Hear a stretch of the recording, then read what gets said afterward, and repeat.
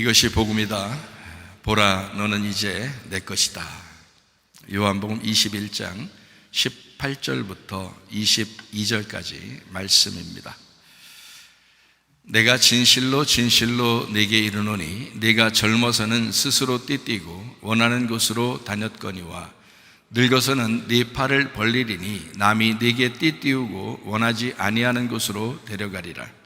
이 말씀을 하심은 베드로가 어떠한 죽음으로 하나님께 영광을 돌릴 것을 가리키심이로라. 이 말씀을 하시고 베드로에게 이르시되 나를 따르라 하시니 베드로가 돌이켜 예수께서 사랑하시는 그 제자가 따르는 것을 보니 그는 만찬석에서 예수의 품에 의지하여 주님을 파는 자가 누구오니까 묻던 자더라.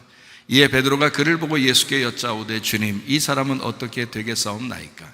예수께서 이르시되 내가 올 때까지 그를 머물게 하고자 할지라도 네게 무슨 상관이냐? 너는 나를 따르라 하시더라. 아멘. 베드로에 대한 이야기죠. 베드로가 옆에 있는 이제 요한을 가리켜서 예수님, 이 사람 어떻게 될 것 같아요? 그러니까 상관하지 말고 너는 날 따르라, 이렇게 베드로에게 말씀하셨습니다. 참 놀라운 장면이죠. 그래서 요한은 이제 가장 나이가 많이 먹도록 요한복음하고 그리고 요한계시록을 또 요한 1, 2, 3서도 쓴 아주 사랑의 제자가 되었죠. 베드로는 순교당했습니다. 요한도 순교당할 뻔했는데 살아났다 그러죠. 어쨌든 하나님께서 이렇게 계획대로 이루시는, 각 사람마다 다 달라요. 그러니까 사람마다 하나님이 사용하시는 게 다 달라요. 그러니까 나는 똑같이 저 사람처럼 쓰임받으면 좋겠다 해도 그 사람하고 똑같이 쓰임받는 게 아니고 다 다르게 하나님이 이렇게 사용하시고, 그러니까 각자 은사대로 각자 사명대로 다 쓰시는 겁니다. 그러니까 그거를 다른 사람 너무 부러워하지 말고 자기가 하나님과 어떤 관계가 어떤가, 이거를 깊이 생각하셔야 돼요. 저도 다른 사람하고 비교하면은 뭐 어떻게 살겠어요, 제가. 그런데 내 나름대로 나는 하나님과 어떤 관계인가, 이거를 깊이 생각을 하고 살거든요. 제가 하루를 어떻게 사는가, 또 나는 어떻게 하나님과 어떤 관계를 가지고 사는가, 나는 진짜 예수님을 의지하고 믿고 살고 있는가, 그런 마음으로 이렇게 살아가는 거죠. 저 하나도 이렇게 다른 사람하고 비교하지 않으려고 하고 그렇게 살아갑니다. 각자 다 다르니까, 은사도 다르고 사명도 다르니까 그런 거예요. 그러니까 다른 사람들 이렇게 비교하려고 하지 마시고 여러분도 하나님과 나와의 관계, 그러니까 목사를 너무 이렇게 가스라이팅 하려고도 하지 마세요. 목사도 여러분한테 가스라이팅 당하는, 설교를 하면 설교하는 대로 순종하면서 살아야 되는데 순종하지 않고 얼굴 표정도 이상해지고 말도 안 듣고 뭐 이러면요, 그럼 목사가 스스로 가스라이팅을 당해요. 성도들한테 가스라이팅 당해가지고 막 엄청 막 조심스럽고 막 이럽니다. 그러니까 목사를 그렇게 만들어도 안 되죠. 또 목사도 그렇게 만들면 안 되지만 여러분에게 다 자유를 줍니다. 자유를 주고 어떻게든지 자유 안에서 그 자유를 그리스도와 교회를 위해서 사용해 달라 하는 거죠. 그렇게 그 사명을 불어넣어 주려고 하는 거지, 그게 목사가 하는 일이고 그런 거지. 목사가 뭐 여러분한테 억압해서 또는 율법적으로 뭐 이렇게 우리 교회는 하지 않습니다. 자유를 주지만 그 자유를 주님을 위해서 한번 써봐라, 교회를 위해서 한번 써봐라. 우리가 그리스도의 몸 된 교회가 아니냐, 이제 그런 이야기를 하는 거거든요. 목사가 당연히 그렇게 얘기해야 되는 건데, 목사가 얘기했을 때 여러분이 이제 그거를 받아들이지 않거나 또는 얼굴 표정이라도 좋지 않거나 막 아멘 하지도 않거나 막 이러면요, 목사가 가스라이팅 당해가지고 에휴, 좋은 얘기만 해야지, 뭐 좋은 말 대잔치나 해야지, 뭐 이렇게 생각을 하게 되면 여러분 다 죽는 거예요. 영혼이 다 죽는 거예요, 여러분. 그러니까 목사를 기분 좋게 만들어줘야 돼요. 말씀을 자유롭게 할 수 있도록 기분 좋게 만들어주면 이렇게 좋은 양식이 자꾸 나가게 되지 않겠어요? 물론 여러분이 뭐 표정이 어떻든 뭐 아멘 하든 안 하든 상관없이 뭐 말씀은 이렇게 좋은 말씀들을 이렇게 준비해서 주님과 교통하면서 여러분에게 전하고 있지만은 그래도 여러분이 반응이 좋으면 여러분 스스로가 영향을 받고 주님과 관계가 좋아질 것이라는 이거예요. 그래서 제가 말씀을 드리는 거지, 여러분하고 상관없이 저는 주님과 관계를 하려고 그래요. 제가 여러분의 어떤 눈치를 준다고 해서 제가 만약에 막 좋은 말이나 해야지 하고서 이렇게 목회 생활을 했다고 생각해 보세요. 사람들이 다 좋아하겠죠, 어떤 면에서는. 그리고 사람들이 인정하고 더 좋아할 수도 있는데, 근데 만약에 내가 마지막에 이제 은퇴하거나 이제 죽을 때가 돼서 이제 주님을 만나러 가야 된다고 생각해 보세요. 제가 후회하지 않을까요? 목사로서 내가 후회하지 않을까? 나는 진짜 목사답게 내 살았나 하는 그 마음으로 내가 주님을 만날 때 얼마나 후회스럽겠어요. 그럼 만약에 내가 주님께 버림당하면 그거 내 몫이거든요. 칭찬받는 것도 내 몫이고 버림당하는 것도 내 몫이에요. 그 누가 대신해 줄 수 있어요? 여러분, 저를 그렇게 만들면 안 되고요, 저도 그렇게 돼서는 안 돼요. 여러분도 그렇게 돼서는 안 됩니다. 하나님과의 개인적인 관계가 확실하게 돼서 여러분이 천국에 가는 것도 여러분의 몫이고 지옥에 가는 것도 여러분의 몫입니다. 어떻게 사시겠어요, 여러분? 누가 대신해 줄 수 없어요. 영원히 살아간 그 몫을 누가 책임지겠냐고요. 누가 대신해 줄 수 있냐고, 저를. 없다고. 그러니까 저도 목회를 자유롭게 해야 되고요, 은혜스럽게. 그리고 여러분도 자유롭고 은혜스럽게 신앙생활 하셔야 됩니다. 이렇게 서로가 하나님과 했던 관계에서 부족함이 없도록, 저울에 쟀을 때, 하나님이 저울에 쟀을 때 부족함이 드러나지 않도록 그런 사람들이 다 되셔야 돼요. 그래서 저는 교회를 할 때 사람들이 듣기 좋든 듣기 싫든 교회는 사도행전 2장처럼 공동체적인 교회가 돼야 된다라고 저는 주장을 하는 거예요. 교회가 그런 거지, 서로 사랑하는 거지, 날마다 말씀을 나누는 거지, 그리고 날마다 기도하는 사람들이 돼야지, 공동체적으로 그렇게 함께 서로 나누고 살아가는 거지 하고, 저는 그렇게 생각을 하고 사람들에게 얘기하고, 교회는 어쨌든 그렇게 돼야 돼, 네가 그걸 따르든 안 따르든 교회는 그런 모습이 돼야 돼 라고 저는 주장을 하거든요. 왜냐하면 성경에 있는 걸 그대로 주장해 줘야 되니까. 교회는 그런 거잖아요. 그런데 교회가 여러분 자신들의 정욕 때문에, 어떤 욕심 때문에 교회의 그런 모습들이 부담스럽거나 이러면 당신의 몫이지, 그거는 교회적으로 성경적으로 잘못 얘기하는 게 아니란 말이에요. 그건 충분히 그런 얘기를 했어야 되는 거고 하고 있어야 되는 겁니다. 성경의 교회는 진실로 공동체적인 가정과 같은, 하나님의 가정과 같은 그런 교회의 모습이에요. 그게 교회라고 하는 것입니다. 그래서 교회를 거룩하다. 그래서 성경적으로는요, 두 가지 기관이 있습니다. 하나는 가정이고 하나는 교회예요. 그래서 가정은 남편과 아내가 중심이 돼서, 개인적인 거죠. 남편과 아내가 중심이 돼서 가정을 이루는 거고요. 교회는 그리스도와 성도, 그러니까 신부죠. 교회라고 하는 신부, 그리스도와 교회가 모여서, 이게 신부들이 모여서 같은 하나의 교회가 되는 거예요. 그러니까 가정은 작은 단위고요, 교회는 큰 단위입니다. 그러니까 똑같은 건데 달라요. 그러니까 하나는 작은 단위로 만든 거고요, 하나는 큰 단위로 만든 것입니다. 그래서 하나님의 가정이라 해도, 여러분 가정 생각하면 딱 맞아요. 하나님의 가정이다 그러면 예수님하고 당신입니다. 예수님하고 당신이요. 그러니까 예수님하고 나예요. 그게 내 가정이에요. 하나님의 가정. 그리고 여러분과 함께 이렇게 있잖아요. 이게 우리가 여럿이지만 그게 하나의 신부라고요. 이럴 때는 예수님 한 분, 우리 교회 하나. 이래서 요거를 요 전체를 신부 이렇게 해서요. 어린 양과 신부. 그래서 어린 양과 새 예루살렘 이렇게 얘기하는 거예요. 이게 이제 교회라는 것입니다. 그러니까 가정은 나와 주님과의 관계, 교회는 여러 사람과 주님과의 관계예요. 이게 그러니까 똑같은 건데 작은 것과 큰 것의 단위가 나누어져 있는데, 성경은 이거를 가정과 교회 이렇게 두 개의 그 울타리를 만들어서 우리에게 제공하는, 성경을 가르쳐주는 말씀들이거든요. 그러니까 가정적으로도 충분히 잘 하셔야 되고요. 여러분이 집에서, 그건 그림자예요. 이 땅에서 그림자잖아요. 가정에서도 잘해야죠. 그러나 하나님의 가정에서 철저하게 내가 주님의 신부냐, 내가 주님의 어린 양 되신 예수님의 신부냐라는 것을 분명히 알아야 되고, 그리고 교회의 일원으로서 내가 그리스도의 신부냐, 교회의 일원으로서 내가 그리스도의 신부냐 할 때는, 그때는 공동체적인 교회예요. 그러니까 성경의 가르침을 아시겠죠. 그러니까 그런 공동체적인, 그래서 우리가 성문 기독학교가 공동체 생활을 한단 말이에요. 이것이 진정한 교회의 모습이다라고 하는 것을 주님도 아시고 저도 성경적으로 안단 말이에요.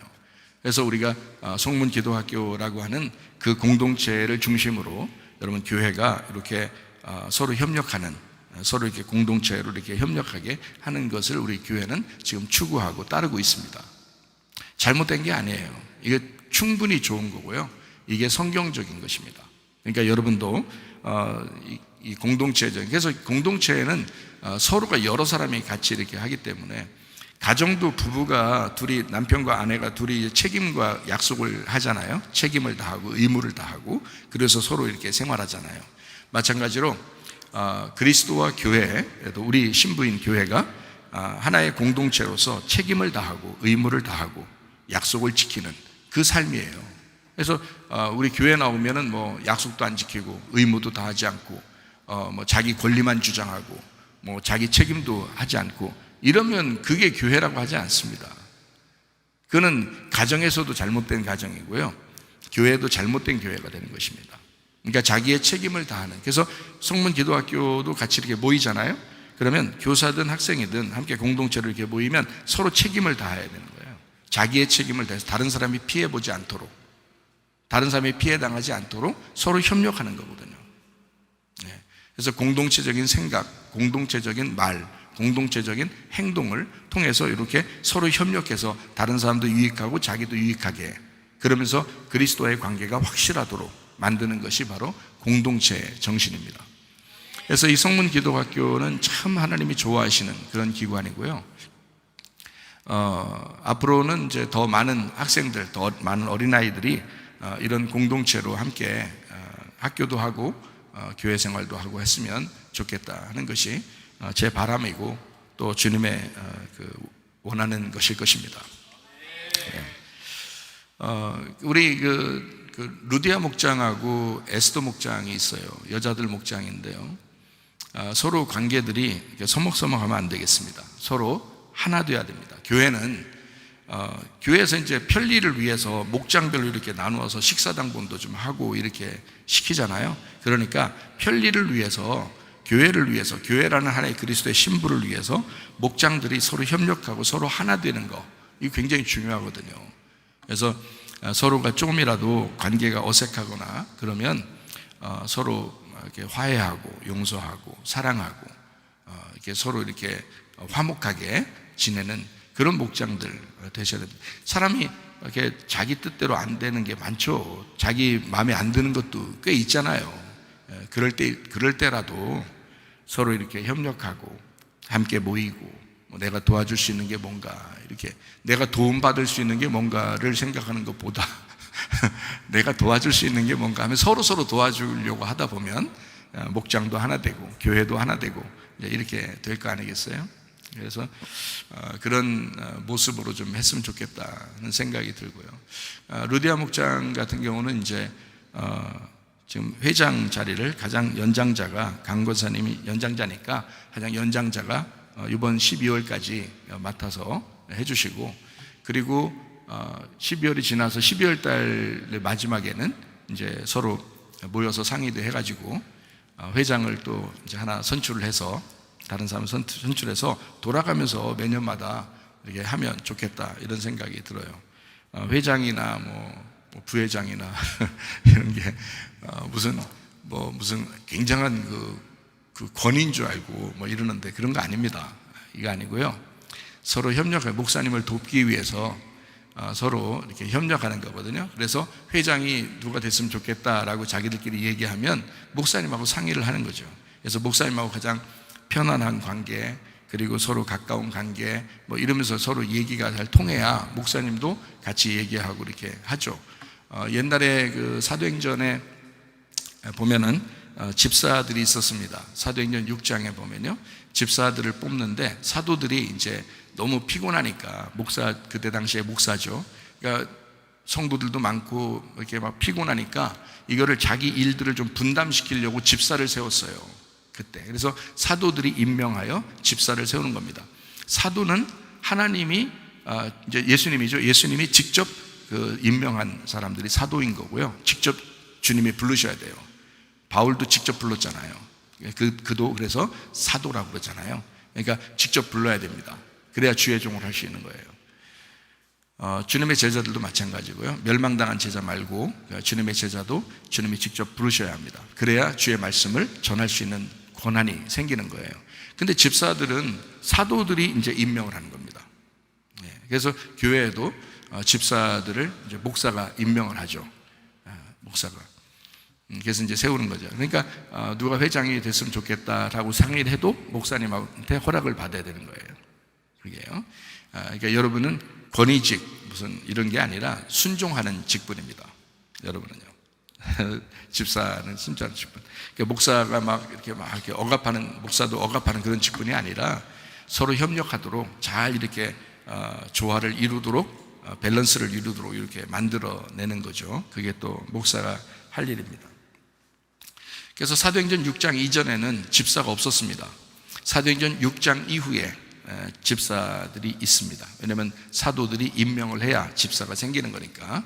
그렇게 생겼던 직분이 바로 집사입니다. 그러니까 집사의 직분을 잘해야지 장로다, 권사다, 집사다 막 이러면서 교회에서 분란 일으키는 게 지금 목회자 조사하는, 교회 조사하는 게 있어요. 조사라고 하는데, 그 조사를 하는데요, 거기에 이렇게 보니까 50%가 장로 세워놓고 권사 세워놓고 집사 세워놓으면 목사한테 대적하고 반대하더라, 그런 부분이 있다라고 인정되는 게 50%가 나왔어요. 그러니까 교회에 그런 자기의 어떤 직분을 세우기 전에는 굉장히 순종적이었다가 직분을 세워놓자마자 사람이 달라지는 거예요. 목사한테 의견을 반대하고 뭐 이런 사람들이 생긴다는 거예요. 그 목회자 설문조사 했거든요. 그런 게 나왔더라고요. 그 통계가 우리나라에. 그래서 이건 아니다, 그렇게 하면 안 된다, 서로가 협력하는 관계의 교회가 돼야 된다라고 하는 것을 여러분이 꼭 기억하셔야 됩니다. 그러니까 주님 안에서 서로 협력하는 거죠. 하나님이 교회를 세우실 때요, 교회부터 세우는 거 아닙니다. 하나님이요, 사람을 만들잖아요. 하나님이요, 사람을 만들 때 하나님이 흙으로 사람을 만들어요. 왜 만들었다고 거기 나와요? 창세기 2장에 보면 왜 만들었냐면 농사 짓게 하려고 만들었다라고 돼 있습니다. 그러니까 농사 지을 사람을 만들었다라고 돼 있어요. 그게 이제 목적인데, 그 아바드라는 농사입니다. 그 농사가 예배예요. 예배. 아바드라는 게 농사하다, 예배하다라는 단어예요. 그게요, 아바드. 근데 이 예배할 사람을, 농사 지을 사람을 하나님이 먼저 만드셔요. 먼저 만드시고 그 다음에 에덴 동산을 창설하셨다라고 돼 있어요. 바로 이어서. 그러니까 사람을 만들고 난 다음에 에덴 동산을 만들어요. 그리고 거기서 예배 인도자가 되게 하는 겁니다. 농사하도록 예배를 인도하는 자를 만든 거예요. 그러니까 첫 번째 제사장인 거죠. 첫 번째 제사장, 그 에덴 동산의 첫 번째 제사장 아담을 만든 것입니다.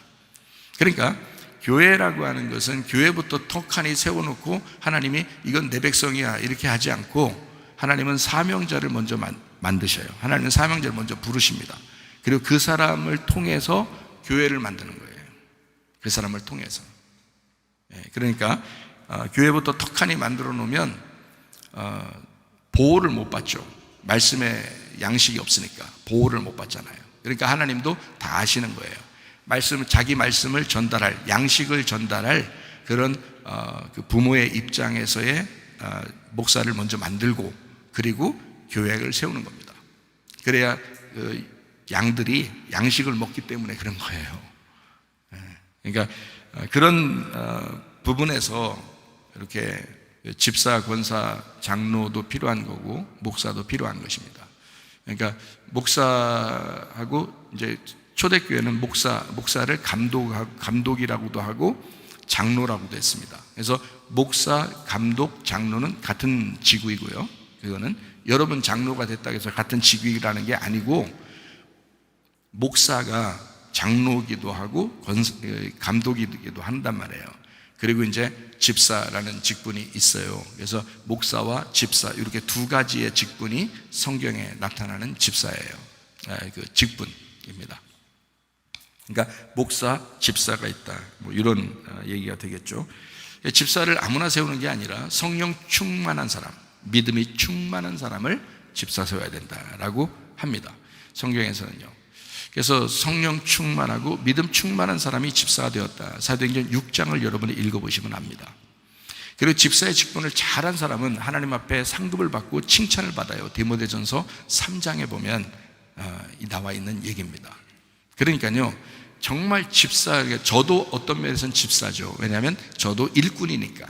집사는 일꾼이라 그러는 거예요. 그러니까 아무 일도 안 하는 교회는, 교회에서 아무 일도 안 하는 그 사람이 집사라고 불러주는 건 다 호칭, 그러니까 명예적으로 불러주는 거예요. 그냥 뭐라고 이렇게 부르기가 좀 애매해서, 교회는 오래 다녔고 뭐 애매하잖아요, 불러주기가. 그래서 집사라고 불러주고 권사라고 불러주기도 하고, 그리고 장로라고 불러주기도 하고 그러는 거예요. 이게 호칭적으로 명예적으로 그렇게 불러주는 거지, 실제로 집사는요, 실제로 장로, 실제로 집사, 권사는 성령 충만하셔야 됩니다. 목사와 똑같아야 됩니다. 그러니까 사도들과 똑같은 사람들을 집사로 뽑은 거거든요, 사도행전에. 사도들과 똑같은 그 권한을 가진 사람들, 그런 능력이 있는 사람들을 뽑은 게 집사였어요. 그러니까 목사와 동일한 생각, 목사와 동일한 말, 목사와 동일한 사명을 가지고 교회를 위해서 봉사할 사람들을 집사로 선정을 하는 겁니다. 그게요. 근데 요즘에는 너무 집사가 많고 너무 권사들이 많고 너무 장로들이 많아서 뭐 우후죽순이죠. 진짜 집사 같지도 않고 장로 같지도 않고 권사 같지도 않은 사람들이 교회에서 자기는 장로가 되었네, 집사가 되었네, 권사가 되었네, 이렇게 생활하니까 목사하고 얼마나 안 맞겠습니까? 물론 목사도 참 목사답지 않은 사람이 또 목사가 된 사람도 있죠. 그러니까 참 서로 힘든 거예요. 그러니까 서로 그렇게 힘들게 살지 말고 협력하셔야 됩니다. 교회는 서로 하나 되자고 하는 거잖아요. 제가 우리 에스더 목장에 최집사하고 임집사가 있는데요, 항상 이렇게 보면은 한 12살 정도 아이 같아요. 그때 봐서 그런가 한 12살 정도 아이 같아서 어떻게 뭐 이렇게 귀여워. 그러니까 가끔 이렇게 보면요, 여러분들이 아이고 목사님은 또 그 사람들만 귀여워한데, 이렇게 하지 마시고 한번 생각을 해보시라고. 아주 어린 학생 때 교회 왔단 말이에요. 그래서 그때부터 지금까지 이렇게 있었는데, 그때 생각을 하니까 굉장히 막 귀엽단 말이에요. 이렇게 애기 같고. 근데 이 두 집사가 하는 말이 저한테, 자기들 진짜 목사님이 마음껏 목회할 수 있도록 자기들이 도와줬으면 좋겠어요. 진짜 목사님 아무 근심 걱정 안 하고 목회했으면 좋겠어요. 그게 자기들 소원이에요. 이렇게 얘기를 하더라고요. 어느 날 이렇게 얘기를 하면서, 아유, 이렇게 말도 귀엽게 하냐, 그렇게 얘기했더니, 아유, 목사님, 제가 벌써 40이에요. 그러더라고. 징그럽게. 40이에요. 나는 40도 넘었어요. 근데 어떻게 그렇게 안 보여? 내 생각에는 항상 그렇게 애들 같고 그래. 여러분, 변함없이 목사와 협력해서 교회를 봉사한다는 것은 축복입니다. 여러분 어차피 주님 만날 거 아니에요. 어차피 주님 만날 거 아니에요. 만나 뭐라고 하실 거예요? 여러분, 교회를 위해서 어떻게 사셨다고 말할 거예요. 교회는 공동체인데 공동체를 위해서 여러분 어떻게 살았다고 얘기하고 할 거예요. 주님 만날 거 아닙니까? 뭐라고 하실 거냐고요? 궁금해요. 저는 제가 어떻게 하면 될까, 저도 고민하고 살아가고 있습니다. 어떻게 하면 진짜 좋은 목사로, 정말 하나님의 사명자로 내가 살다 갈까. 그래서 떳떳하게 여러분에게 얘기하려고 저도 떳떳하게 살려고 하거든요. 여러분에게 떳떳하게 얘기해야죠. 저는 안 그러면서 여러분한테 얘기하면 그러면 떳떳하지 못하잖아요. 그래서 저도 떳떳하게 얘기할 수 있어야 되니까 저도 떳떳하게 살려고 하는 거예요. 주님의 또 사명이 또 그러니까 그렇게 살아가는 거죠.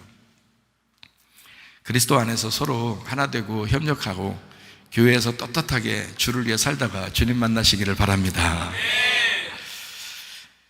우리 복음을 한번 설명하죠. 이사야 53장 5절의 말씀 보니까 주님의 찔리심은 우리의 허물 때문이요 주님의 상하심은 우리의 죄악 때문이라. 주님의 징계를 받음으로 우리가 평화를 누리고 주님의 채찍에 맞음으로 우리가 나음을 얻었습니다. 고린도서 6장 2절 말씀이요, 보라 지금이라. 은혜 받는 것도 구원 받는 것도 지금입니다. 예수님은 성령으로 잉태하셨습니다. 6월절 어린 양 예수님이 이 땅에 오셔서 우리를 구원하셨는데, 그분이 침례를 받으면서 우리의 모든 죄가 그분에게 넘어갔고, 그리고 광야에 가셔서 세 가지 시험을 마귀로부터 승리하셨습니다. 우리는 더 이상 시험에 들 이유도 없고 시험에 넘어질 이유가 없습니다. 예수님 붙들고 승리하셔야 합니다. 그리고 3년 반 동안 아버지를 충실히 하시다가 십자가 못 박혀 돌아가시면서 모든 사망까지도 끝내셨습니다. 그리고 이제 우리에게 성령으로 임마누엘 하신다고 그러죠. 그래서 성령이 함께 하셔서 우리와 늘 함께 하시는 성령. 그래서 예수님은 구원자요 치료자요 회복자이신 그 예수님이 그의 영으로 우리와 함께 하십니다. 그걸 임마누엘이라 이렇게 말씀하고요. 너희가 마음으로 믿고 의에 이르고 입으로 시인하여 구원받는다라고 되어 있습니다. 그러니까 예수라는 그 믿음을 내가 믿는다라는 것으로 반응하는 거죠. 그렇게 서로 이게 주님과 하나 되는 그것을 이제 구원이라고 말씀합니다. 그래서 우리를 거듭나야 된다라고 말해요. 여러분, 교회 나오는 것은 아무나 나올 수 있습니다. 우리 교회는요, 괜찮아요. 아무나 나올 수 있어요. 그러나 이곳에 나와서 말씀을 듣는 사람들은 거듭나셔야 합니다. 그러니까 거듭나지 않아도 된다고 계속 주장할 수는 없어요. 왜냐하면 이것은 저와 주님과의 관계니까, 목사로서 떳떳해야 되니까. 여러분, 거듭나셔야 되는데, 거듭난다는 것은 땅의 거듭남이 아닙니다. 하늘의 거듭남이에요. 다시 태어났다. 하늘로서 다시 태어나게 되었다. 이것을 거듭남이라고 합니다. 물과 성령으로 거듭나야 된다라고 했습니다. 사도행전 4장 12절에 예수 그리스도는 우리에게 구원자가 되신다, 유일한 구원자가 되신다라고 되어 있습니다. 갈라디아서 2장 20절 말씀, 내 믿음 말고 그리스도의 믿음, 하나님의 아들의 믿음으로 살아가야 된다라고 말씀했습니다. 베드로전서 1장 9절 말씀, 믿음의 결론이 뭐라고요? 구원입니다. 영혼의 구원이요. 영혼의 구원이기 때문에 한 번 이루어지는 것도 중요하지만 그 구원이 진짜라면 죽을 때까지 변함없는 믿음이 되어야 됩니다. 그래서 이것을 영혼의 구원이라고 이야기한 것입니다. 여러분의 믿음이 진짜라면 변함없어야 됩니다. 한 번도 어떤 생각으로도 자꾸 변함이 있어서는 안 돼요. 생각으로도 뭔가 잘못된 생각이 들어오면 빨리 회개하셔야 돼요. 빨리 돌아서야 되고, 그리고 주님을 빨리 붙들고 승리하셔야 됩니다. 우리가 그냥 서 있다가 넘어질까 조심하라. 자꾸 자기는 스스로 서 있다고 생각하거든요. 근데 넘어질까 조심하라. 그런 사람이 오히려 넘어집니다. 그러나 날마다 나는 부족합니다, 주님 의지합니다 하면서 계속 앞으로 전진해 나가면 그러면 승리할 수 있습니다. 믿음으로 승리한다는 거죠. 누가복음 12장 20절 말씀이요, 어리석은 자가 있다. 영혼을 오늘 밤에, 네가 오늘 밤에 죽을 수도 있는데 그러면 네 것이 되겠느냐, 이렇게 주님이 말씀합니다. 그러니까 어리석은 부자처럼 살지 말고 지혜로운 사람으로 사셔야 합니다. 에베소 5장 18절 말씀, 술 취하지 말라겠습니다. 성령 충만 받으라, 이렇게 말씀하고 있습니다. 에베소 5장 22절 말씀이요, 아내들아 자기 남편에게 복종하기를 주님께 하듯 하라 그랬습니다.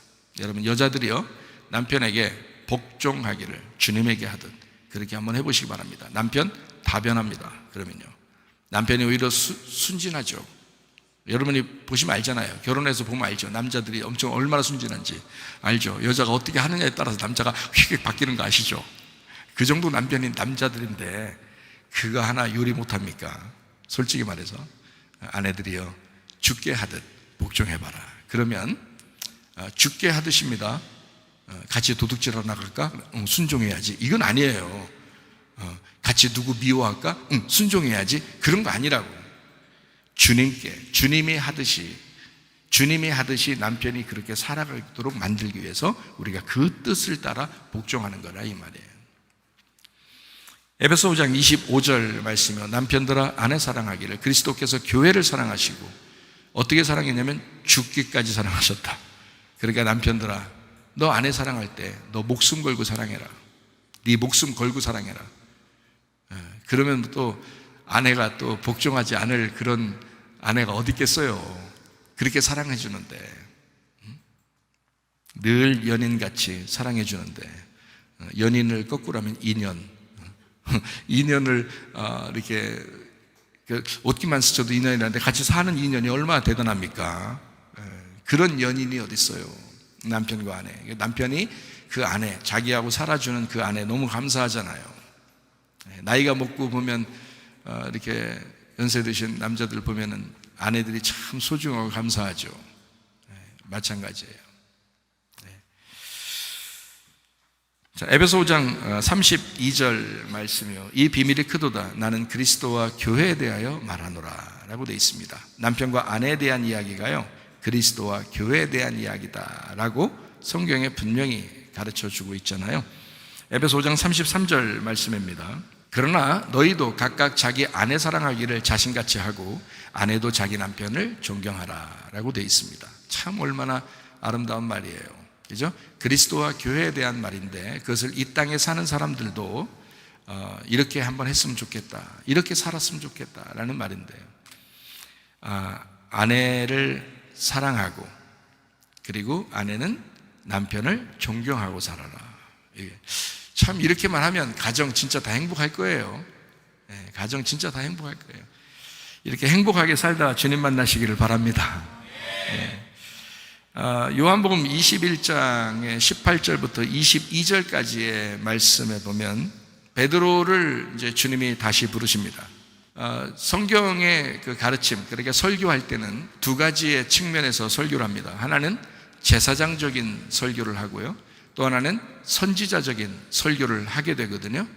그러니까 제사장적 설교, 다시 말하면 주님을 처음 만날 때는, 주님을 처음 접할 때, 우리가 처음 만날 때는 제사장적 설교를 하는 것입니다.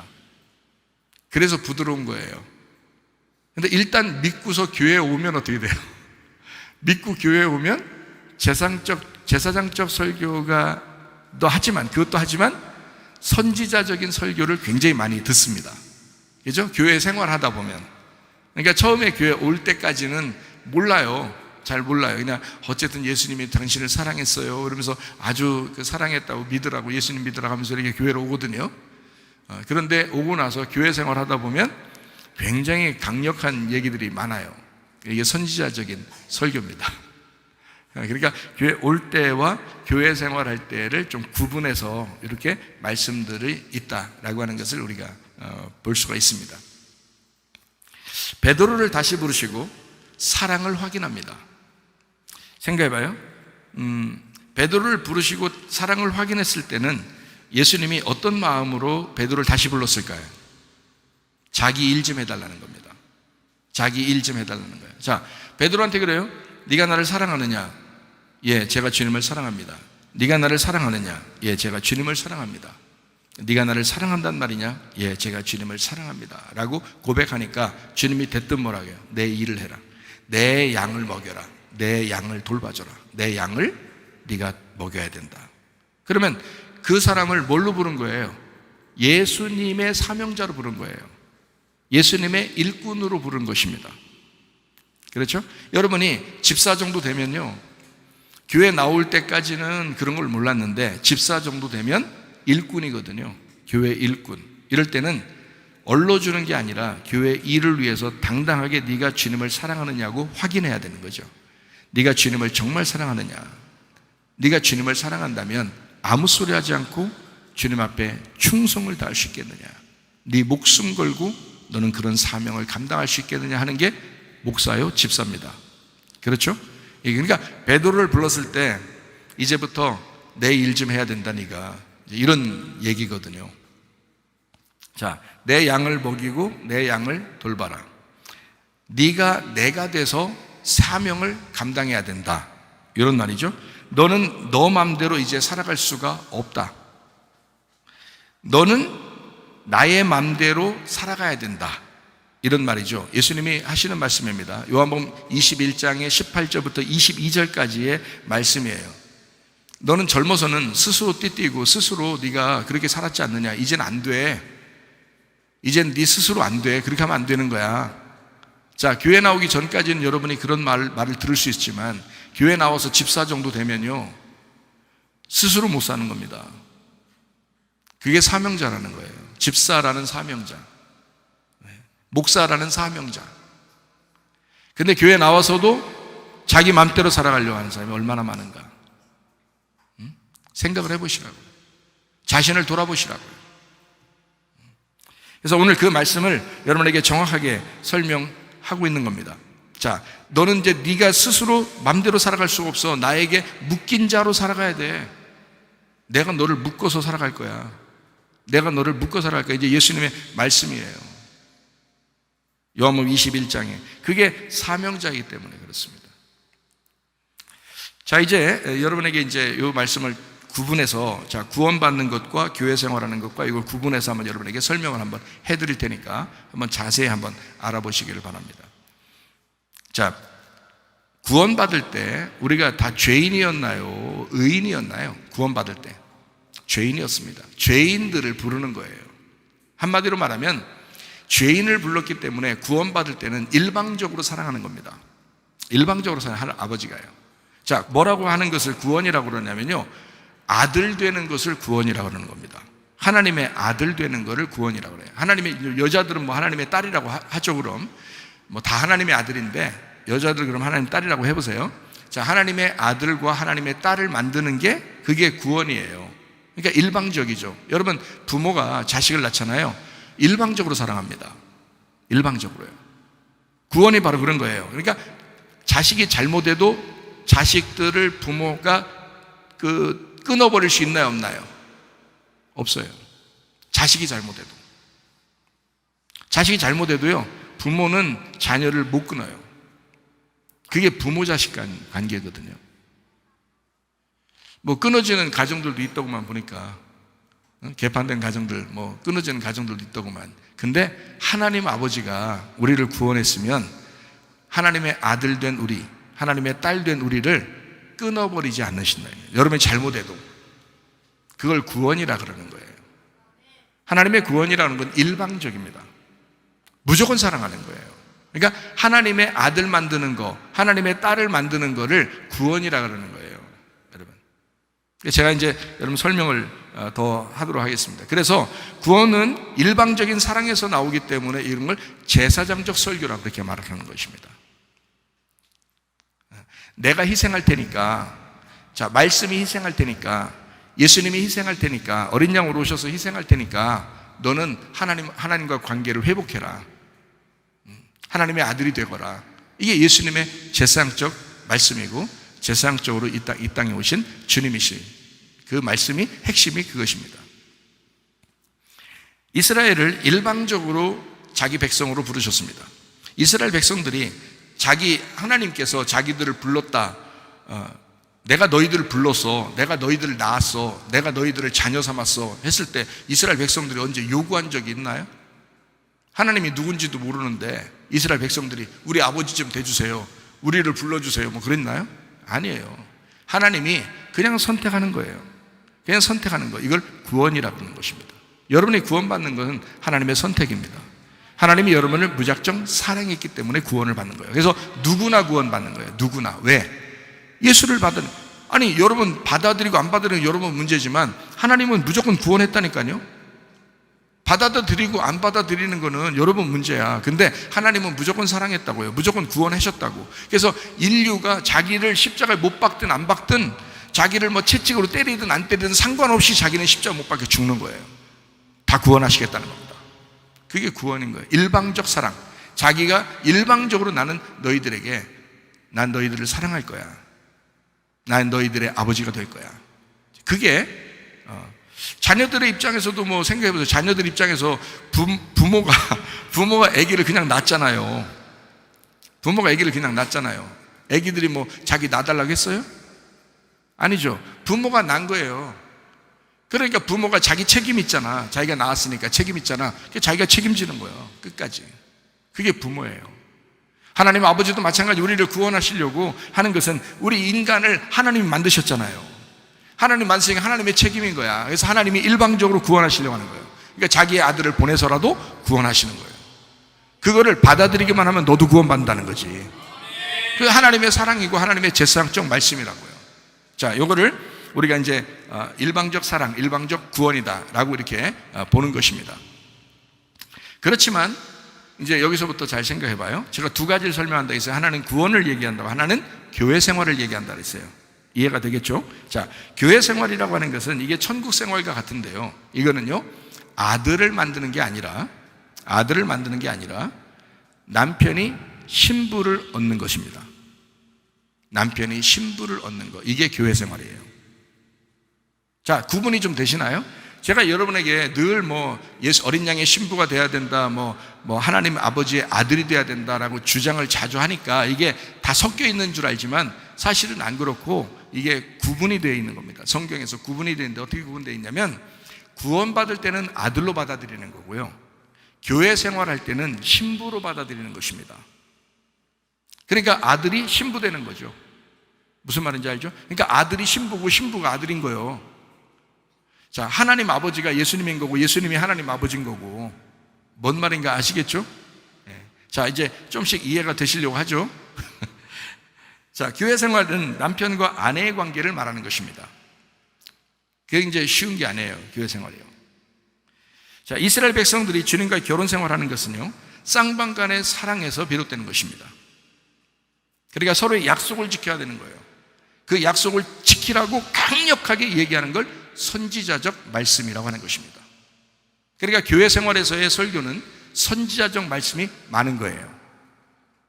교회로 들어올 때는 여러분 어떻게든지 제사장적 말씀으로 여러분을 구원받게 하려고 하나님의 사랑을 선포하지만, 그러나 교회에 오게 되면 선지자적 말씀이 많단 말이죠. 왜냐하면 사람들이 항상 옳게만 사는 게 아니잖아요. 옳게 살면은 칭찬하지만 그렇지 않고 막 육신적으로 사는 게 많잖아요. 그러니까 그 육신적으로 사는 것을 다듬어주고 깎아주고 막 만들어주고 해야 되니까, 그래서 선지자적 설교가 많은 것입니다. 교회 오면. 자, 이해가 되시죠? 이 말이 무슨 말인가? 그러니까 결혼 생활이라고 하는 것은요, 선택적이에요. 이거는 일방적이 아닙니다. 이거는 쌍방간의 관계예요. 잘 아셔야 됩니다. 그러니까 이거는 일방적인 사랑이 아니고 쌍방간의 사랑이기 때문에 아내가 남편의 사랑을 무시해버리거나 남편이 아내의 사랑을 무시해버리거나 하면 갈라집니다. 가정에서도요. 그죠? 그러니까 교회에서도 마찬가지, 하나님 말씀을 듣는 사람들이 예수님이 우리의 신랑이고 내가 신부인데 둘과의 어떤 책임을 다해야 되는 거예요. 둘과의 의무가 있어요. 둘이 할 의무가 있고 둘이 해야 할 책임이 있다고요. 주님은 충분히 그걸 하시고 계세요. 변함없습니다. 주님은요. 근데 문제는 신부 쪽에서, 교회 쪽에서 이 예수님, 어린 양이신 예수님을 거부하거나 이 말씀을 부인하거나 예수님을 따라 살지 않는 사람들이 상당히 많다는 것입니다. 이럴 때는 하나님이 주님이 목사라는 사명자를 통해서 자기의 말을 전달하는 거예요.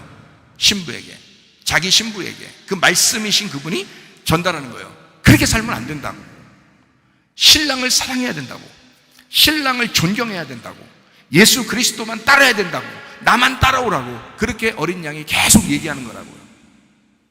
무슨 말인지 아시죠? 그게 교회 생활의 설교라고 하는 거죠. 자, 구원이 이루어졌다는 것은 아버지의 아들이 됐다는 얘기고, 아들이 아버지 되었다는 것을 의미합니다. 그래서 하나님의 내가 아들이구나, 내가 아들이 됐으니까 아버지하고 내가 같은 거지, 그래서 하나님하고 내가 하나가 돼야지 하는 그런 마음을 가지고 구원을 받는 거잖아요. 구원받은 건 그 모습이거든요. 하나님과 내가 하나가 되었다, 아들이 되었다, 이런 말입니다. 그럼에도 불구하고 하나님은 일방적이기 때문에 우리를 어떤 상황에도 사랑하십니다. 그게 하나님의 제사장적 말씀이고 하나님의 사랑, 아들을 사랑하는 아버지의 마음이다. 이해가 되시죠? 자, 이집트에 있는 이스라엘을 하나님이 업어서 데리고 나왔다. 그걸 유월절 어린 양을 죽게 해서 이스라엘 백성들을 자기가 업어서 광야로 데리고 나왔다. 이거를 구원이라고 하는 것입니다. 어린 양 예수 그리스도를 죽여서 우리를 업어서 데리고 나왔다. 하나님의 사랑이다. 하나님이 자기 자녀들을 만들었다. 구원은 일방적 사랑을 말하는 아가페입니다. 자, 예수님이 제자를 일방적으로 부르시죠. 그것도 아가페입니다. 제자들이 자기들을 불러달라고 한 적 있나요? 12명의 제자를 부르실 때 예수님이 일방적으로 너 와라, 너 와라, 너 와라 이러잖아요.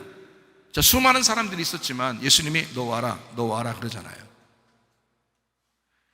거기서 예수님의 제자로서 충분히 자기가 정말 충성을 다해서 살거나 아니면 예수님을 떠나거나 이거는 자기들 마음이라고요.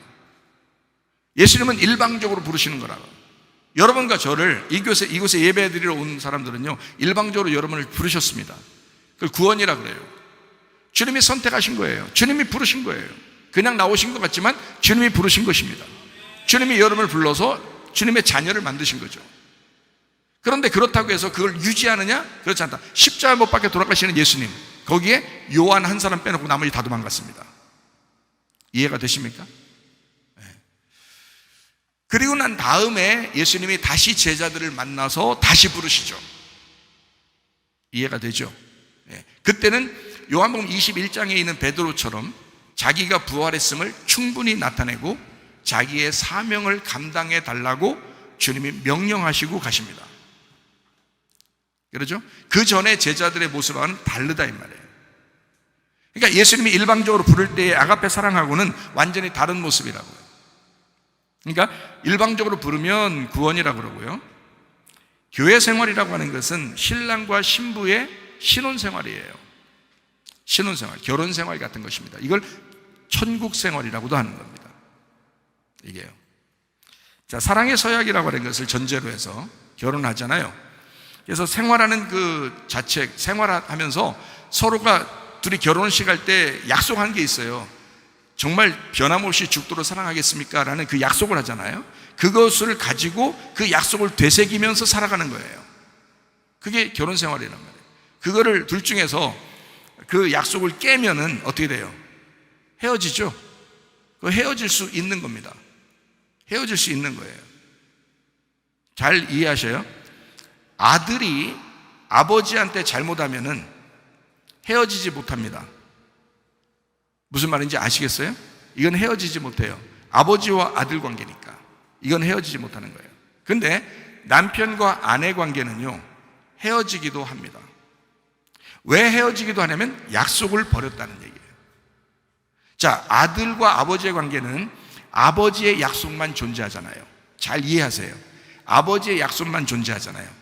내 약속이 아니고 내가 뭐 하나님한테 나 구원해달라고 나 아들로 삼아달라고 그런 적 없었잖아요, 우리가. 근데 하나님이 일부러 자기 아들을 죽이시고 그리고 우리를 구원했기 때문에 아버지의 약속만 있는 거예요. 그래서 하나님의 약속을 언약이라 그러는 거예요, 성경에서. 그러니까 아버지의 일방적인 약속이기 때문에 이것은 못 깨는 거예요. 이 구원의 약속을 못 깬다고요. 근데 교회 생활 들어와서는 여기서는 깨질 수가 있는 겁니다.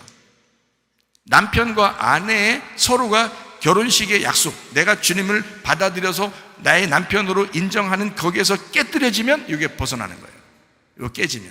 근데 문제는 예수님은 한 번도 우리를 안 깨는데 여러분과 저는 자꾸 깬다는 것입니다. 그러니까 누구 때문에 깨지는 거냐면 자기 때문에 깨지는 거예요. 예수님 때문에 깨지는 역사가 없어요. 우리 죽을 때까지 예수님으로부터 그 약속이 어긋나거나 예수님으로부터 깨지는 결혼 생활이 없어요, 한 번도. 그런데 문제는 다 여기 교회 집사들이, 교회 장로, 교회 권사, 교회 목사, 교회 성도들이 예수님의 그 관계를, 그 약속을 깨버린다는 거예요. 그래서 깨지는 겁니다. 자, 사랑의 서약을 한번 했으면 그 교회 생활로, 그 천국 생활로 신혼 생활이 계속 유지가 돼야 되거든요. 이게 결혼 생활이에요. 우리 교회 결혼한 청년 남녀가 결혼하고서 신혼 생활할 때 아주 잘하잖아요, 남편과 아내가. 여기 성경 에베소 5장에 있는 말씀처럼 아내는 남편을 존경하고 또 남편은 아내를 정말 사랑하고 그리스도가 교회에 하는 것처럼, 교회가 그리스도에게 하는 것처럼 그렇게 서로 협력하고 서로 사랑하고 그러잖아요. 얼마나 아름답습니까? 그러면 이것을 생각할 때 그리스도와 교회에 대한 이야기라고 에베소 5장에 말씀하고 있잖아요. 그러면 나와 그리스도와의 관계를 생각해야죠, 당연히. 나와 그리스도의 관계를 생각해서 내가 그리스도에게 해야 될 일이 있고 그리스도가 내게 해야 될 일이 있단 말이야. 그리스도는 나를 사랑하는 일이 있고 나는 그리스도를 존경해야 된다는 거지. 그러면 그리스도는 나를 사랑했어요. 사랑하고 있어요. 그러면 나는 그리스도를 존경하느냐, 이게 문제잖아요. 이해가 되시겠어요? 이거를 단체적으로 볼 때는 교회라고 그러는 거죠. 이거를 신부라고 그러는 것입니다. 그러니까 그리스도라는 신부가, 교회가 그리스도를 선택하고 살아가고 있느냐는 거예요. 어린 양 대신 예수님을 남편으로 선택하고 그 신혼생활을 즐기고 있느냐는 거예요. 그게 교회 생활이니까. 왜 자기 가정에 대한 생각만 하고 왜 교회 생각은 안 하냐 이거예요.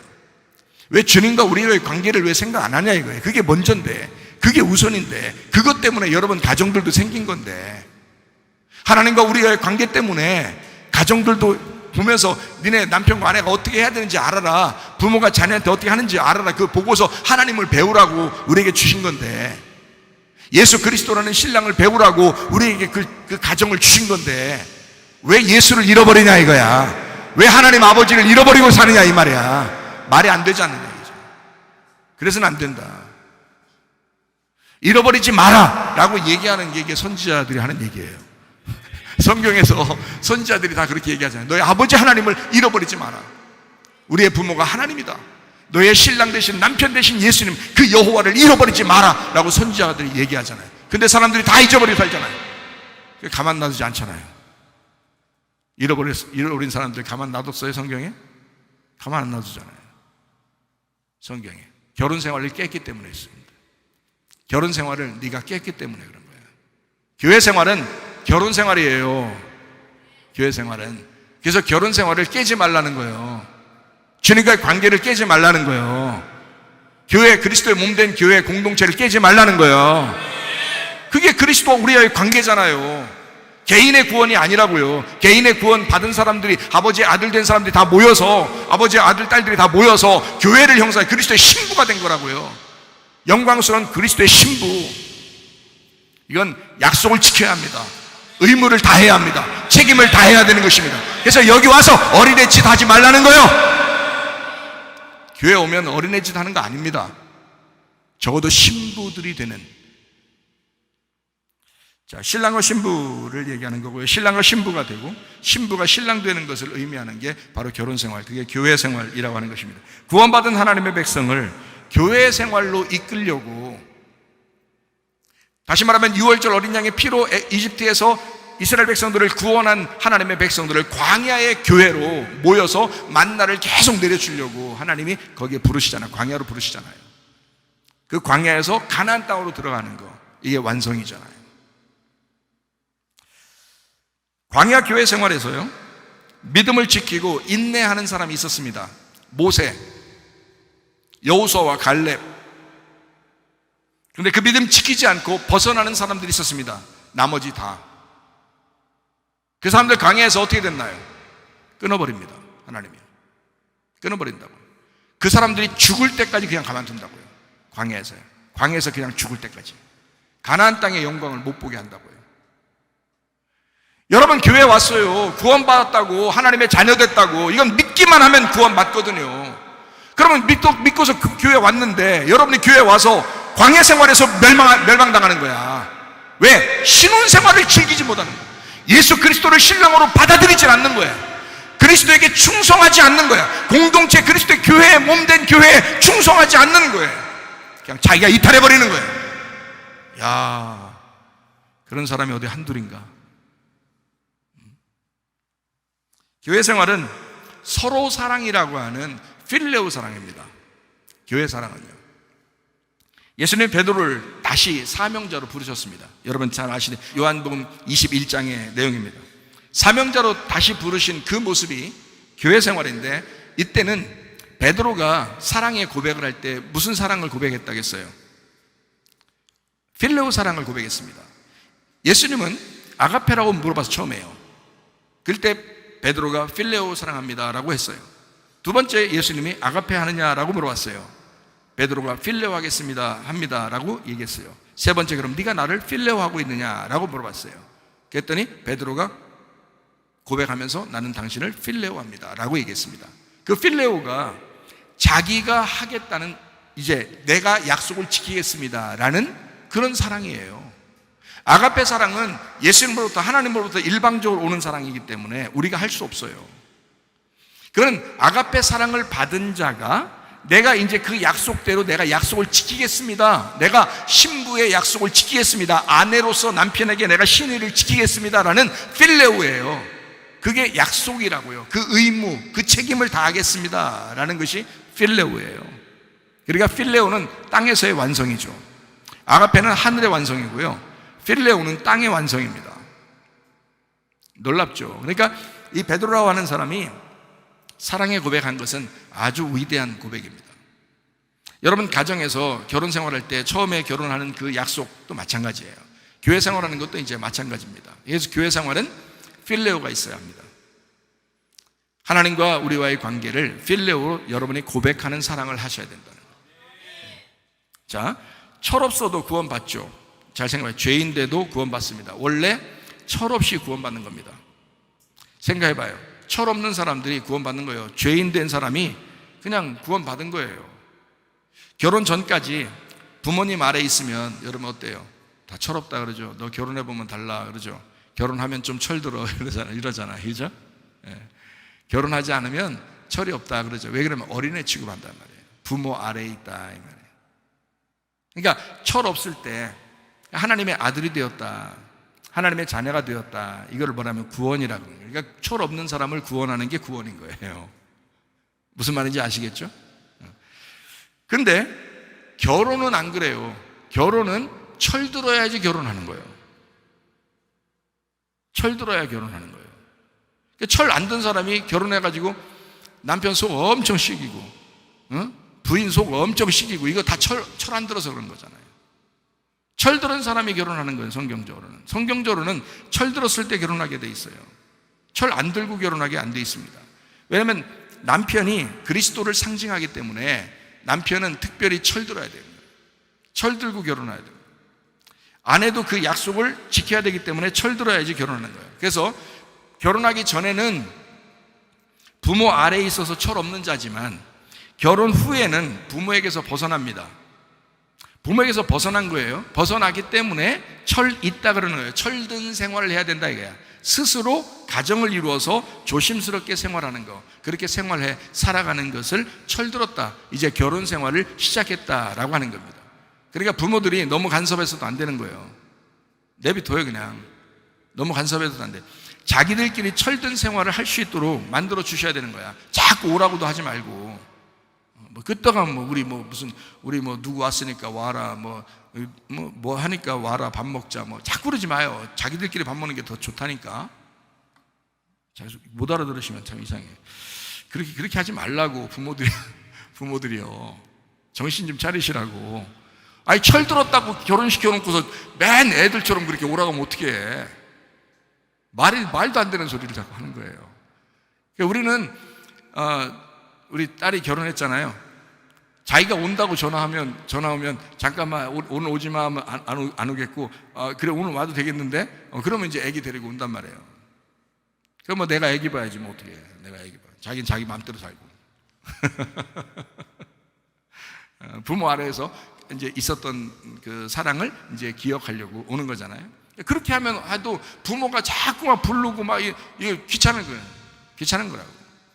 여러분도 나이 먹고 지금 생각해보면 그때 결혼 생활을 처음 시작할 때 여러분도 어땠어요? 다 그랬지 뭘.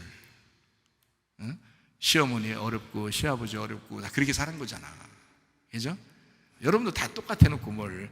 지금 여러분 자녀들을 결혼시켜 놓고서 자꾸 그냥 자기 무슨, 아유 그러면 안 돼. 철 들었잖아. 일단 철 들어서 결혼시켰잖아요. 어른 됐다고요. 어른. 여러분만 어른 아니야. 항상 애들 같죠?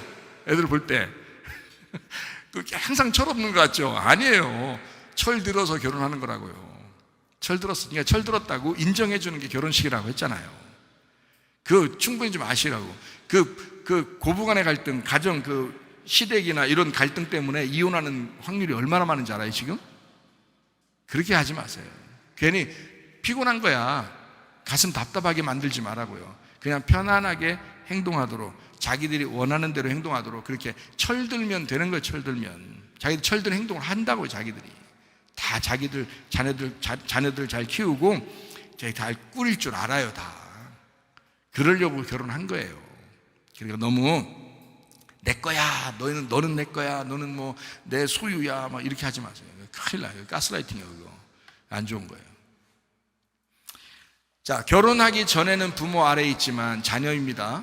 결혼 후에는 하나의 신랑과 신부고 그들이 가장입니다. 그게 결혼 생활이라고 하는 거예요. 철들었다 이 말이에요. 철들기 전의 생활을 계속 생각하면 안 된다. 철들기 전에는 자녀고요, 철든 다음에는 결혼 생활하는 거죠. 철든 생활이라 이렇게 말하는 거예요. 자, 그러니까 여러분도 구원받기 전에는 여러분 철 없는 사람이고요, 구원받고 교회에 와서 교회 생활할 때는 철든 생활해야 된다는 거예요. 제발 철 없는 생활 좀 하지 마시고, 가장이 누군지 아버지가 누군지도 모르고 그냥 옆에서 그냥 떠들고 그러지 말라고. 철든 생활들 좀 하시라고. 좀 부모 이렇게 좀 어려운 줄도 알고 말이에요. 철들으면 그렇게 하잖아요. 부모 어려운 줄도 알고 좀 자기 어떻게 살아가야 될 줄도 좀 알고 그렇게 해야지. 구원은 은혜로 받고 믿음으로 받는 것입니다. 마찬가지로 교회 생활도 은혜로 예배 생활하고요, 또 믿음으로 결혼 생활하는 것입니다. 그 믿음이라고 하는 것은 의지하는 거죠. 책임이죠. 약속입니다. 신뢰입니다. 그것이 결혼 생활을 유지하는 거예요. 그게 결혼이라고요. 그러니까 교회 생활하는 것은 그냥 단순히 여러분 주일날 한번 교회 나왔다가 그냥 흩어져서 집에 가면 끝나지, 이런 게 아니라고. 여러분 주님과의 관계를 확실하게 생각하시라고. 여러분 그냥 대충 그냥 여러분 구원받았다고 여기고 그렇게 생활하고 광야에 나와서 그냥 그냥 뭐 만나 내리면 그거나 주워 먹고 그냥 그렇게 사는 그건 줄 아는데 아니라고요. 주님은 분명히 목적을 가지고 여러분을 부르신 거라고요. 목적을 가지고 여러분을 그냥 구원하신 게 대충 그냥 구원한 게 아니에요. 교회 생활로 데리고 나오려고, 여러분과 하나님과의 어떤 관계를 결혼 생활처럼 하시려고 우리를 부르신 거라고요. 다시 부르셨을 때는 이건 놀라운 관계입니다. 부부의 관계예요. 하나됨입니다. 하나님의 그 사랑, 예수님이요, 이웃사랑으로 내게 오시면 구원을 받습니다. 그리고 하나님과 내가 서로 사랑의 관계가 되면 그게 교회 생활이라고 하는 것입니다. 그거를 천국 생활이라고 하는 것입니다. 그래서 교회가 곧 천국이 되는 거죠. 이 땅에서의 천국은 교회고요, 하늘나라의 천국은 하늘의 교회입니다. 그러니까 교회가 하늘의 교회로 가는 거예요. 이 땅의 교회가 하늘의 교회로 가는 거, 이게 성경의 목적이라고요. 그게 새 예루살렘이고 신부라고요. 제가 몇 번을 얘기해 드려야 돼요, 여러분한테. 성경 말씀을 알면요, 교회 생활 함부로 못합니다. 성경 말씀만 제대로 알면요, 교회 생활 충실하게 되어 있습니다. 성경 말씀만 제대로 알면. 성경을 몰라서 그래요. 사람들이 성경을 잘 모르더라고요. 성경을 제대로, 우리 교회는 그래도 성경을 좀 많이 깨닫고 아는 사람들이 많죠. 서로 사랑이라고 하는 것, 그 관계, 그게 교회 생활이라고요. 교회 생활은 주님과의 결혼 생활입니다. 주님과의 결혼 생활은 예배를 통해서 이루어집니다. 왜냐하면 주님이 말씀이기 때문에 말씀을 통해서 이루어진다고요. 우리가 그리고 그 말씀이 너무 좋아서, 그 주님이 너무 좋아서, 그 어린 양 신랑이 너무 좋아서 찬양하고 기도하고 하는 거거든요. 막 헌금도 드리고 막 좋아서, 그 신랑이 너무 좋아서 막 선물도 해드리고 이러는 거거든요. 그게 교회 생활이거든요. 자, 요한복음 4장 23절 24절의 말씀입니다. 예배하는 사람이 영과 진리로 예배한다, 이렇게 예배하는 자들을 찾으신다 그랬고요, 하나님은 영이시다. 예배하는 자가 영과 진리로 예배한다. 하나님이 영이신데 영이라는 것이 말씀이고 참된 말씀입니다. 그게 어린 양 예수님이에요. 그러니까 그분을 우리가 잘 깨닫고 이해하는 것을 여기서 참된 예배라고 그러고요, 영적인 예배, 그래서 하나님이 찾으시는 예배다라고 하는 것입니다. 그래서 그거를 교회 생활이라고 그러는 거예요. 다시 말하면 영과 진리의 말씀으로 결혼 생활하는 거, 신혼 예배 생활하는 거요, 이걸 교회 생활이라고 그러는 것입니다. 주님은요, 구원을 목적으로 우리를 구원하신 것이 아닙니다. 제가 얘기하는 거를 잘 들으세요. 이런 얘기들을 자주 못 들어요. 어디서. 잘 들으시라고요. 무조건 여러분 구원하시려고 주님이 성경을 쓰셨다, 여러분 구원하시려고 여러분을 불렀다 이렇게 얘기하는 사람들이 있는데, 구원이 목적이라면 구원받고 다 인생 끝나야 돼. 다 그렇지 않아요? 구원받으면 성경 이 뒤에 있는 거 읽지도 않아도 돼요. 그렇게 따지면 그게 아니라고요. 구원이 목적이 아니라 결혼 생활하자고 우리를 부르신 거라고요. 결혼 생활하자고. 너 내 자녀로 태어났느냐? 그러면 우리 결혼하자는 거야. 참 이상한 말이지만 참 놀라운 말입니다. 주님은 구원을 목적으로 우리를 구원하신 것이 아니고, 다시 말하면 아기가 태어난 것이 목적이 아니잖아요. 아기가 태어났다면 아기가 자라나야 됩니다. 자라나면 끝나는 거예요? 아니에요. 결혼하고 다시 아기를 낳는 것이 생명의 연장이라고요. 그러니까 거기까지, 아기가 태어나는 것이 목적이 아니라 다시 그 아이가 자라나서 결혼해서 다시 아기를 낳을 때까지가 완성이라고요. 이해가 되십니까? 그래서 성경의 목적이라고 하는 것은, 그러니까 하나님 아버지의 아들이 되는 것이 첫 번째 목적이고요, 그리고 예수님의 신랑 되신 예수님의 신부가 돼서 교회 생활하는 것이 두 번째 목적입니다. 거기서 완성이 되는 거예요. 첫 번째 시작하는 들어오는 문은 구원이고, 생활하는 것은 교회라고요. 이해가 되시겠어요? 주님이 우리를 구원하신 목적은 교회 생활로, 다시 말하면 결혼 생활로, 천국 생활로 인도하시려고 구원하신 것입니다.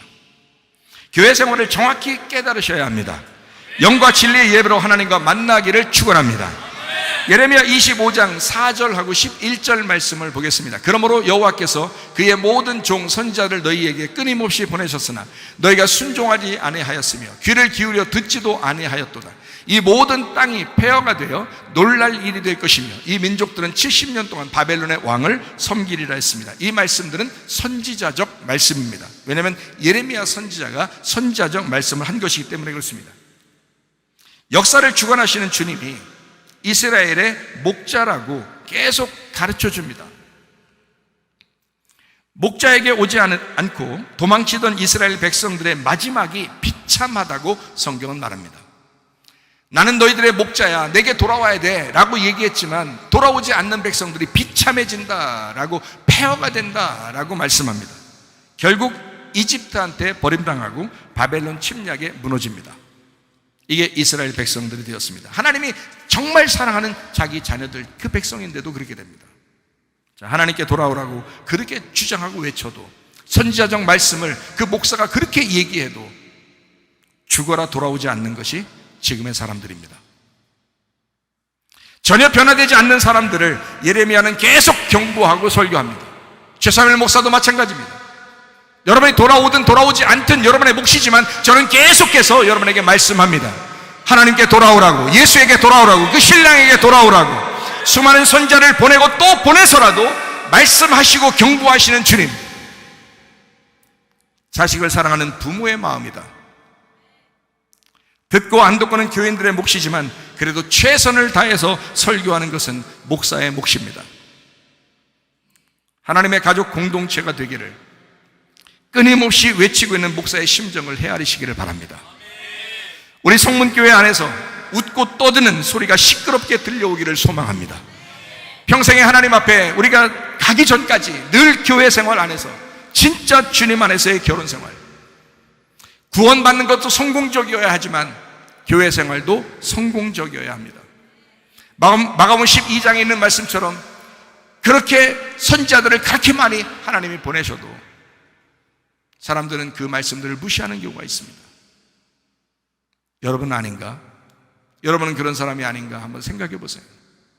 구원받는 것이 목적이 아니라 교회 생활하는 것이 목적이었습니다. 성경 말씀은 그래서 이렇게 두꺼운 책을 우리에게 주는 것입니다.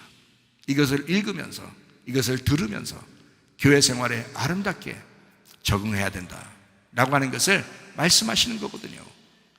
선지자로서, 이 마지막의 선지자로서, 마지막 때의 선지자로서 최사무엘 목사도 여러분에게 호소합니다. 하나님의 말씀을 제대로 듣고 교회 생활이 그 천국 생활이 되려면 먹을 양식이 필요하기 때문에 그 말씀을 먹고, 그런 면에서 하나님의 말씀이 절대적이니까 이 말씀을 계속해서 먹고 하나님의 말씀 양식을 계속 공급해 주겠으니 너희는 잘 먹고 즐겁게 살아라. 요한복음 6장에 있는 말씀은 예수님이 생명의 떡이 될 테니 너희는 그거 먹고 즐겨라.